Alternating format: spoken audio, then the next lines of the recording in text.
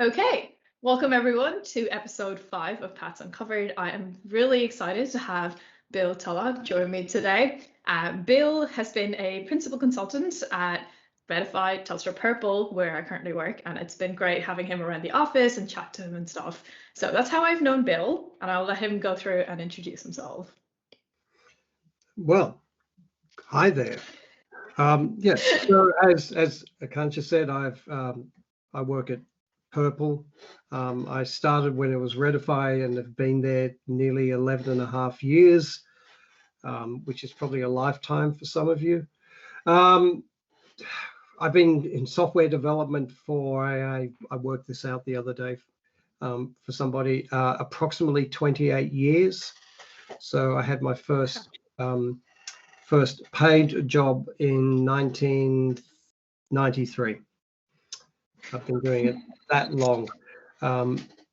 That's me, and I've been doing it ever since. Perfect.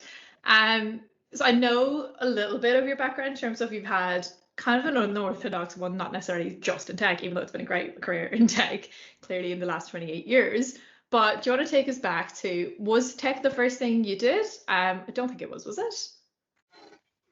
No, tech, well, it's an interesting question. Depends how broadly you define tech, doesn't it?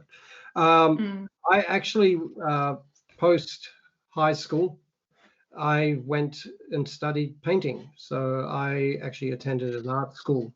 It was my first college/university, and that was in 1977. And I studied painting and I trained as a painter. And after a delayed finish, which is a completely other story, I practiced as a painter. That's what I did. At the same time, I was also got involved in music. So 77, 78 was the sort of punk scene in Melbourne. I didn't play punk per se, but it was the idea that anyone could play music. So I started playing music as well. So yeah, I started as a painter. When I was at high school, the only computers had cards with holes punched in them. And I was actually doing advanced maths when I was at Tech, which was the high school period.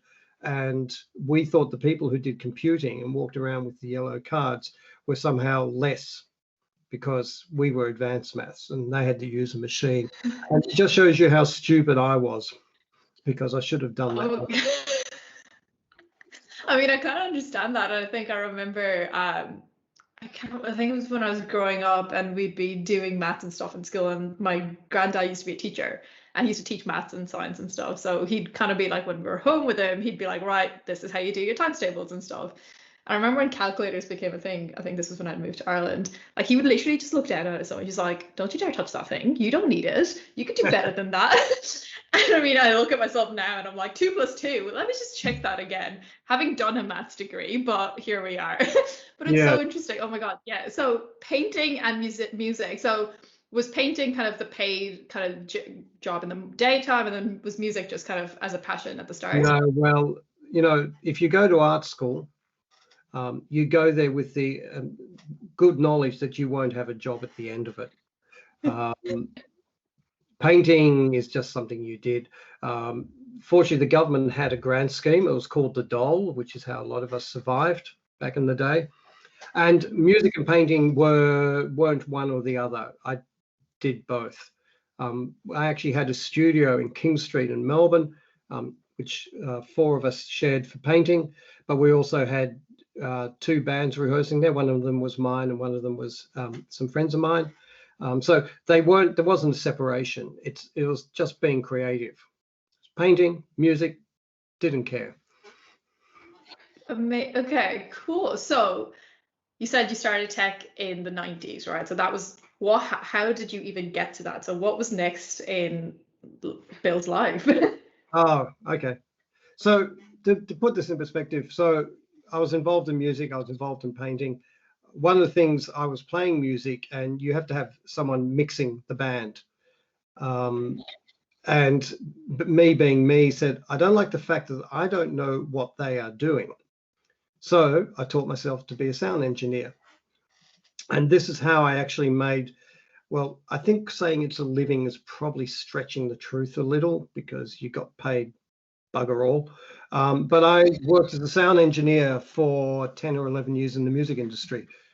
And that included also being a tour manager. I was a roadie, mixing bands. So I mainly worked live. I also did studio work. So that's what I did, I was a sound engineer. Yeah. How I kind of paid the bills.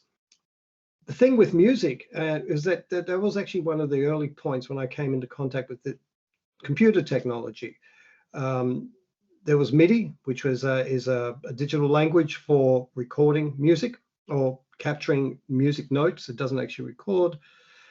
We were working with a lot of digital equipment when we were working live. And so the early computers were around, and people were starting to use them for sequencers. So I actually, first sequencer I owned was a little box that had a cassette tape attached to it, and you'd record into it.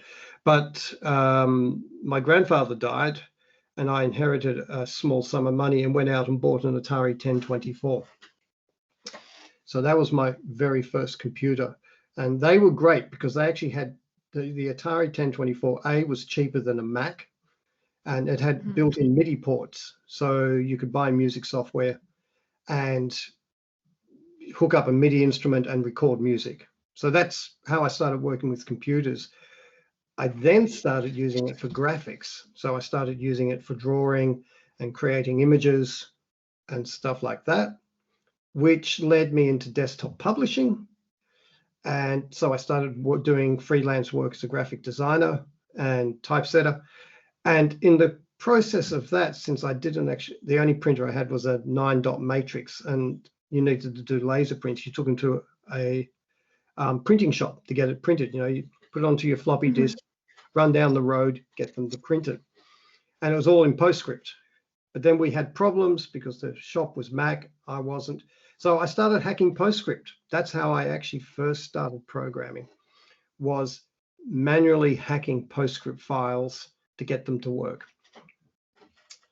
Okay, actually, set something in context for me. When did you buy that first, the Atari? When did you buy that? Let me see. 1987. So you had your first. I still remember the first computer that we ever had in the house, and I was about 5 or 6 years old, maybe a bit older. I remember it was this old piece of tech. And so, I mean, 5 or 6 years old for me would have been sometime in the 2000s, like early 2000s. That was the first time I would have seen or had one. I think the only thing I could do with it was paint. That was amazing. Like Windows Paint back in the day, coloring things in. But God, that is just, it's great. And I think it's the different, I mean, I grew up in India at that stage, right? I mean, I was living in India, and it's just interesting how kind of at times so far behind. It just seems so foreign to me to see a computer even in the 2000s, and it's still floppy disk and stuff. And you're telling me about that back in the 80s, and I'm like, this is just crazy. Yeah, well, but the point was, a lot of us who were involved in music, we jumped on this stuff very early. Yeah. It was, you know, it's a creative thing. Oh, look, a new tool. You know, it's a new effect. This is just a new tool. We start working with it. The process through that was that's how I started working with them. And then my future wife, I got evicted from the flat I was in. That's another story.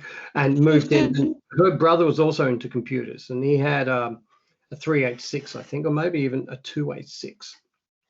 And so he did night shift, so I used to use his computer during the day. And so the next part I learned was programming DBase using Clipper, which was a compilable language for writing to DBase. So my next programming thing was using Clipper. So I started doing that. And I kind of just got sucked into it, just got deeper and deeper into it. So there was something, you know, so back in the, you know, I remember my first modem for that thing was a dial-up modem. I mean, literally you had to dial and then put the phone in it. And, you know, that was the first modem I had. But the great thing was that at that point, even, you know, when I was teaching myself Clipper, it was a bit like the Wild West. There was no one to tell you what you could or couldn't do. So you just did everything. Because I was going to ask that. So, I mean, this all sounds very kind of self-taught, right? You're kind of just teaching as you go. Where, like, was this just you trialing out different things in front of you? Like, was there books? Like, how was there any support in that system, in that sense of words at that stage? Yeah, well, no, in those days there were books. So because I had Clipper, and there was like a 2-inch, and I'm using imperial measurement here, like a 2-inch think reference book. So literally I'd say, I want to do X, I want to display a field for someone to enter data. And you just kept hacking away, and you learned just by trial and error. And this is back in the day when variables couldn't be more than 8 characters long. So you've got this interesting thing there. But I just spent hours on hours on hours just hacking away at it. And you kind of had to, because most of the software we were using wasn't legal. It was acquired by means that I don't ask about. So it's not like it came with the books and stuff. You just had this floppy disk. Because I was doing graphics, I also had the first version of CorelDRAW, which was as a drawing program. And again, it was obtained, not purchased. So no manuals, no book. And I literally, whereas everyone else was playing games, my fun was trying to work out how the software worked by just playing with it. So I just spent hours doing that sort of thing. So there just seemed to be that underlying interest in how all of these things that you were experiencing just were working, I guess, and it just kind of kept spiraling from that sense of things. Well, I think it does. And, coming as a sound engineer, again, I'm working with tech, admittedly a bit more analog. You had real knobs and things on desks. But all of this is constantly just kind of pushing the envelope, working out what works and what doesn't work. And then you accumulate knowledge, you build up this stockpile of things in your head, what works and what doesn't work. I fixed that problem by doing this, therefore this must work. So I can repeat that process. Yeah. And that's probably the way I've learned nearly everything. I've said, oh, that's interesting. I'm going to go and work out how the hell that's done. That is absolutely amazing to hear, to be honest. It's like, and I think it still is somewhat true. Like most of the things, I mean, I've learned how to program a little bit in college and stuff, but everything I've actually learned and retained has been very much, I need to do this. I needed to get this kind of a solution at the end of it. How do I make it work? And you just kind of keep trialing things, and it just sticks with you because you've gone through all the failures of everything. You're like, I've seen this fail 20 times. This is the one that worked. And look, I think it's an interesting process. Because it wasn't the internet. I mean, if we dialed in, there were news boards and stuff, but you didn't have Google. You couldn't look up the online manual. So you experimented. And back in those days when we had Windows 3.1, we'd be hacking the registry all the time. Got one mega memory. And how can I make the memory really useful? We put RAM disks in. We did all sorts of stuff. Sometimes they failed, sometimes they didn't. I even dismantled my floppy drive once because it wasn't working properly to fix it. Now, there's no way I would do that now, but you're just saying, well, I'm just going to pull it out and open it up, and I found a Coles shopping sticker inside, so it was a good thing. I fixed it. But yeah, I think it's that having that kind of, there's nothing stopping me. There are no boundaries. So you just go. Yeah, that is amazing. So you've self-taught a bunch of different languages from the sound of it now at this stage. You've tried all these different things. So and so you've clearly, like, you haven't gone to college for computers, and are computers really big at this stage across like a general kind of population-wise things? Like, how did the first job roll about? Is it just the fact that you were one of the few that were willing to test things out and hack things and actually had the knowledge? Or tell me about that. Well, I think I came in at this was you got to remember, this was a period when you still ordered your computer and it got built for you, and then you picked it up. You didn't walk into Officeworks and take one off the shelf. I mean, you literally said, well, I want this much memory and I want that and stuff. But how did I get my first job? So I've been doing this stuff. I've been doing the graphics. I was really getting into it. And I started applying for jobs primarily around graphics work, because a lot more of the advertising agencies and stuff had been and were using computers for graphics, so for layout, for typesetting, for doing images. So there was very early uptake in that kind of graphic design area with computers, but they weren't common. They weren't like, not everyone had one, but there were areas where they were working on it more. I got knocked back a lot. And then I applied for a job at the School of Engineering in Deakin University, and they wanted a graphic designer and programmer. Interesting mix for this role. So I went up and I applied, and I got the gig.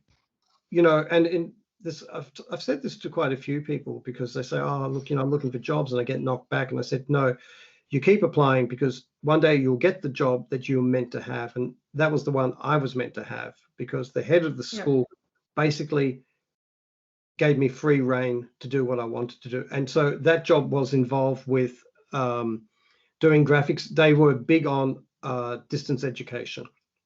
So Deakin University was an early precursor to a lot of the distance education. So I was doing all the graphic work for the printed material, but I was doing multimedia as well, which meant I was literally building things like programs that simulated manufacturing processes. I built a lab that was a virtual lab for doing tensile testing. This was all done using a program called, from memory, AuthorWeb, which is a 4GL language. It's kind of a layer on top.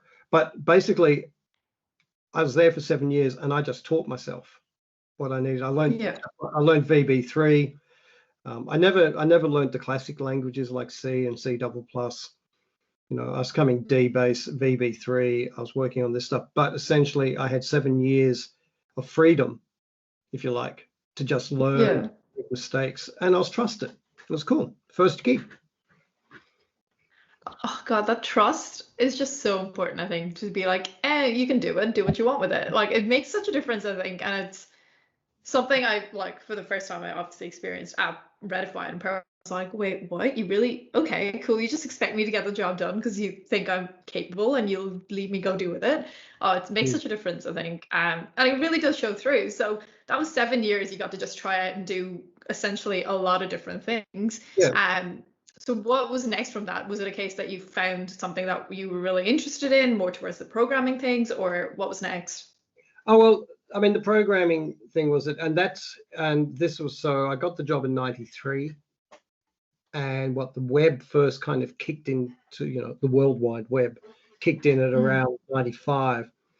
At first, I hated it. I thought it was horrible, because at that stage, it was a grey screen, text going from one side to the other. Horrible stuff. But then, some people were working with CGI, and that, I think that was CGI was one of the languages. But Microsoft released ASP Classic, and so I started building web pages and web applications, not just static pages, but building web applications. There was also the early days of JavaScript, so I had a grand old time with that. And the early days of CSS, which I thought was a boon, because suddenly I could actually make things look and better and have a better user experience. So I built essentially templates to handle the 100+ units that the school offered.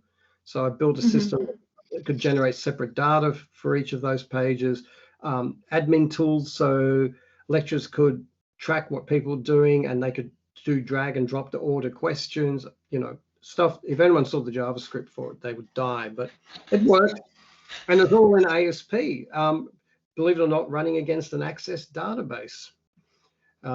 This is this is way before we did any of the SQL and having a testing server. I mean, I literally would, someone would call up and say, "Oh, there's a problem on the website." I would go into the production server and literally fix the code, test it. No, that's not it. I'll write something else. I'd be working directly on production server. I hadn't learned all that seriously, quality thing. But I think the one thing to call out on this is, yes, I did all of that. But I know, and I've spoke again over the years speaking to people, I was always sitting there waiting for someone to come in and tap me on the shoulder and go, excuse me, you don't know what you're doing, get out. And I lived with that for a long time. You know, I kind of always felt I was faking it. And I probably was, but at some point I got through. I tricked them all. I mean, like, I'm starting, like, I mean, imposter syndrome is definitely something that kind of, I don't know anyone that hasn't really gone through it, but I'm kind of starting to hate that term, I think, a little bit at the same time, because it's just kind of becoming this excuse for everything where it's like, oh, that's what that is. Like, yeah, feel out of your depth. But I think you learn a little bit more when you are uncomfortable and constantly feeling like you're not there yet. Oh, look, I totally agree. I was talking to one of our consultants yesterday, and we were talking about something, and I made the comment. I said, I'm actually happier that you're uncertain about your capability than if you were so certain of your capability, because uncertainty is the thing that drives you to learn and makes you strive to get better at something. I think, you know, the two key things for any job, but in programming and the various related areas, is don't trust yourself, feel nervous, and be curious. You know, it's a bit like, I remember once someone asked me, because I've done a lot of presentations and stuff. I said, do you get nervous? I said, yes, I always get nervous before I present. In fact, the day I don't get nervous is the day I'm dead. You know, we live with that. It's not bad to be nervous. It's not bad to have uncertainty. It's just a question of how you use it. You can either use it for good or evil. I tend to prefer good. That's a really good way of putting it, I think. And I can't remember who said this to me. Maybe it was within the last year. And it was kind of just talking about consulting in general. And I was like, I kind of just don't know what's happening. I'm kind of just constantly in the unknown a little bit. And they're like, yeah, welcome to consulting. Just you get comfortable being uncomfortable. And I was like, that is actually a really good way of putting it. And the minute you get too comfortable, you're like, this isn't okay anymore. No, exactly. And, you know, you can get uncomfortable about different things. Someone was, you know, again, I was having a conversation, and I'm uncomfortable meeting people. I find humans tricky at the best of times. And they were asking, and they said, how do you deal with this? I dress up. So if I'm going into a meeting with a client, I go the full 3-piece suit. I've got my rings on. I said, I'm playing a part. I treat it like theater. When I walk into the meeting, it's a piece of theater. I make an exaggerated version of myself. That's how I deal with it. That's a way of doing these things. I absolutely love that. And I never actually knew that's what it was. I just thought you liked dressing up, and I thought that was great. Like, I remember coming into the office and you were, and I was like, I love this look. Especially when, like, our office was an interesting place to be, where there was people like fully dressed up in full suits and like dresses and heels, and then on the other end there was literally people in like hoodies and shorts and runners. It was a really interesting place. But I definitely remember the first time in the office that I did see you fully in this, like, the 3-piece suit, and I was like, I love this look. Yeah, well, I've actually always loved suits, even when I was at art school, but I used to buy them from secondhand stores. So I've always dressed up in suits and had hats. Now I can just afford better quality suits. But that's part of my shtick. When I go into clients, I know I'm wearing a suit that's worth more than, you know, their pair of shoes. You know, that's how I play the game. And it's important because it's part, I think, especially when we get into consulting, there's this idea, you know, I went through this thing that, you know, when I was the next job I had after Deakin was a travel company. And I went through this whole, it's time to be an adult, you know, so I had to wear suits there, but, you know, I kind of subsumed my nature. I subsumed the fun parts of me because it was time to be serious, man. And I got to a point, and I've realized I was getting unhappy. And why was I getting unhappy? Because I wasn't being true to who I am. And I think this is one of the things I've also now started advocating is you should express yourself, express who you are, be who you are in a way, but make it work for you. The difference between being a child, and this is the thing you've got to understand, the music industry was actually the last refuge for the people who didn't want to grow up. You know, we were all emotionally stunted in the music industry because we just avoided the world. I had to eventually get past that. But the point I was looking for was that you've got to find a balance. Don't lose the child in you. Don't lose the thing that makes you you. All you have to do is to function in the adult world is to shape it a little bit so that people don't freak out too much. That's really good advice, I think. Like, bring the best parts of everything, I guess, and pull it together in that sense of things. Just, Yeah. This is it. This is where it works, and this will get you through it. I like that. Okay, so you've now worked at Deakin and basically set up, God, what sounds like to me is like my whole college experience throughout it, in terms of the web application side of things. I'm like, that was very cool. And it's like, it's wild to hear you being like, oh, I thought I was going to get kicked out any other day, when you're literally kind of building things from scratch where you don't have like, I'm assuming you didn't have too much to be like comparing against. I mean, right now, if you were to look at, I need to set something like that up, I can look at 1,000 different university pages. And then you ended up at the travel agency. So what was that like? What was the shift in that context like? That was a really interesting thing. I actually went to Drake for 6 months after Deakin. I was at Drake for 6 months, but then a couple of planes ran into a building in New York, and so Drake decided they were going to retrench people, and I was one of the people who got retrenched.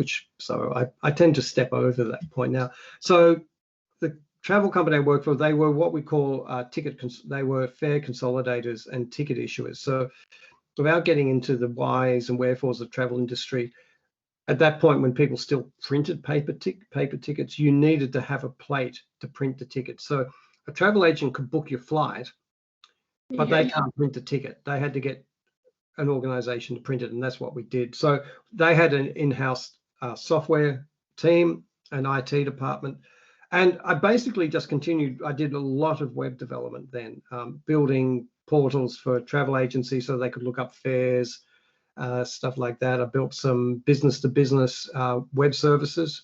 Actually, they weren't probably web services at that point. I'm not sure what they were. They were something. So yeah, it was an in-house team and focused a lot on just building web applications and stuff. I actually pushed the adoption of .NET. So .NET came out around that time, 2002, something like that. And I jumped into that straight away, and we pushed that. I built my first continuous integration server there as well, which weeded people out. So I think there used to be a thing called Ant that, and you wrote XML files, and then it would listen to when something was checked in, and then it would go off and do a build. And so built the whole system we were using SourceSafe. That's always exciting. It would listen to changes in SourceSafe, grab the code, build it. Again, all VB 6, 5, and then actually bundled it, dropped into a folder, and then the users, because it wasn't a web application, it was actually a desktop application, and the users could pick it up and run it. But that was an interesting insight into how people think. There was one developer there that every time the build broke, he would come over to me and he'd go, "Bill, your system's broken. The build's broken. It's your fault." So I'd immediately go and look at the code, and it was always something he'd checked in that had broken it. This was an interesting insight into how people won't get their own faults.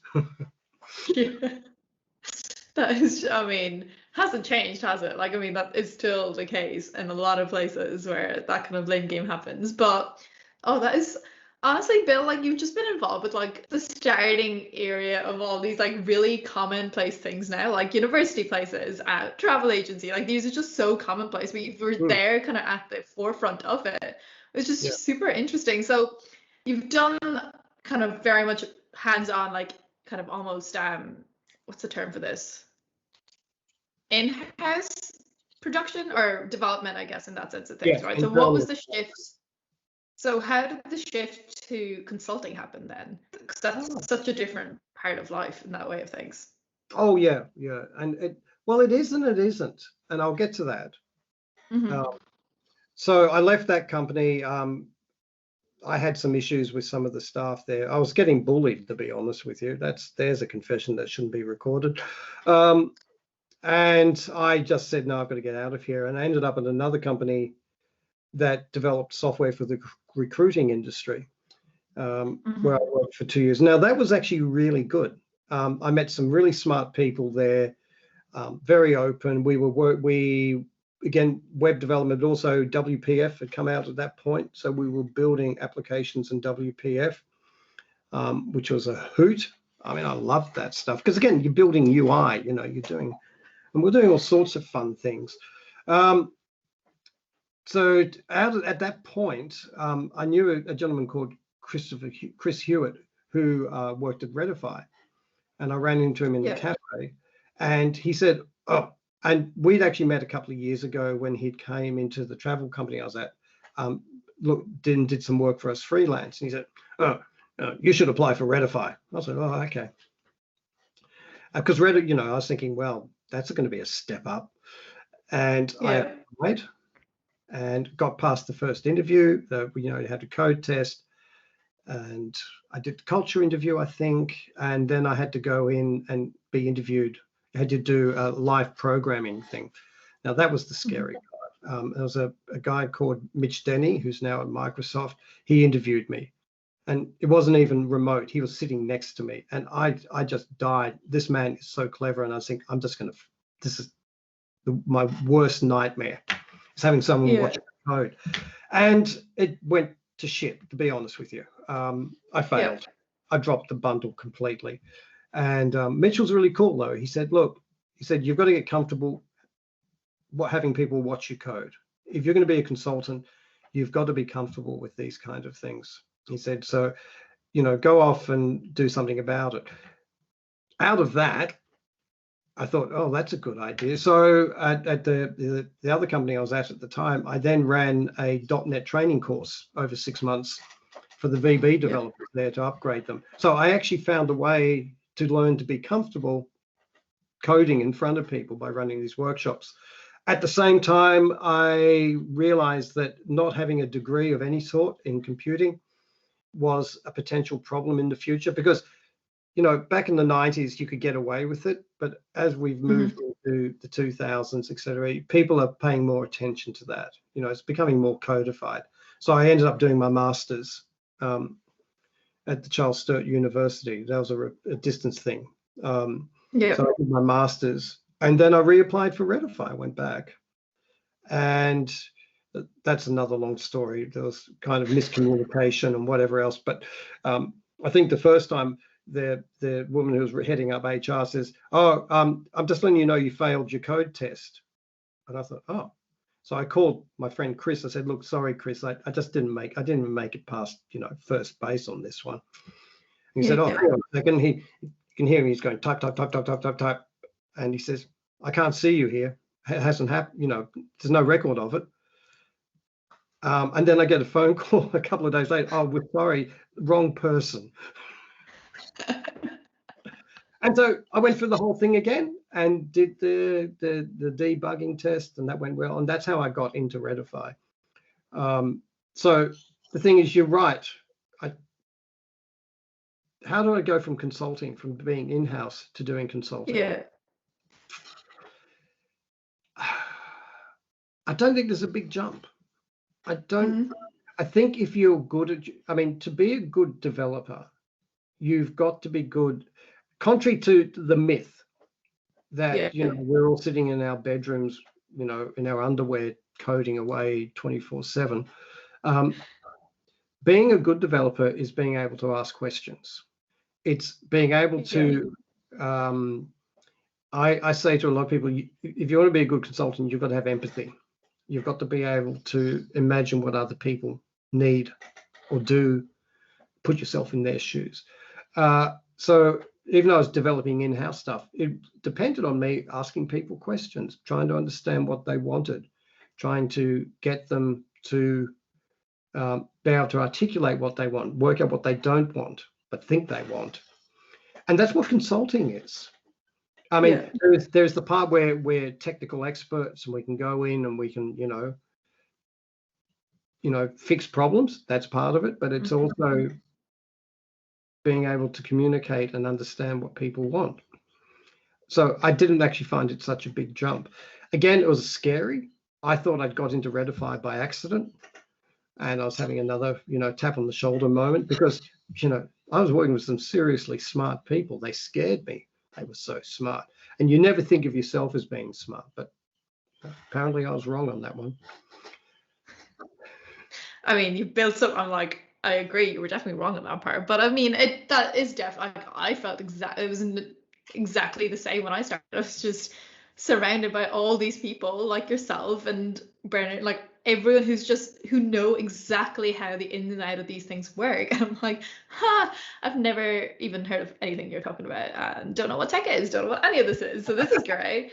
And it's just such an interesting time. And I think I'm really glad I forced myself to go through it, because it was again that thing of getting comfortable with being uncomfortable. And I was just like, right, I don't know anything. Let's just start learning. This is a great place to learn because of people like yourself. And this was the thing when I joined the company, and it still is. The really surprising thing, because I had worked at least one place where the developers were very secretive. They'd never tell you anything. If you asked them, oh, why did you do that? They go, oh, well, I can't really tell you why I did that. It's secret stuff.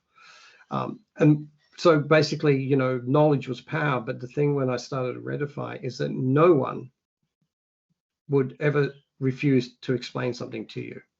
The general assumption is that everyone knows something. Nobody knows everything. So even though you may have knowledge in one area, the person sitting next to you may have knowledge in another area, and everyone was willing to share. And I think that was a critical part, and you would have experienced as well. Everyone's happy to tell you how to do something. And the point is, senior, people who you consider seniors would come to you for advice as well.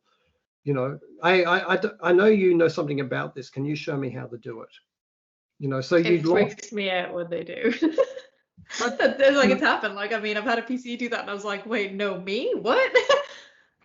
But it's true, and I think that was always the real joy with it, and it's probably why I've stayed so long, because it was always a generosity of spirit, which you don't always find, and I think that's been a good thing.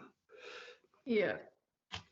No, that is a really good way of putting it, and I think it's so clear how much kind of even your starting roots of stuff have stayed throughout. Like, I mean, the painting and stuff turning into kind of graphic design, turning into more user experience and like what people are actually seeing and how they're using it. Like, it really has like flowed through.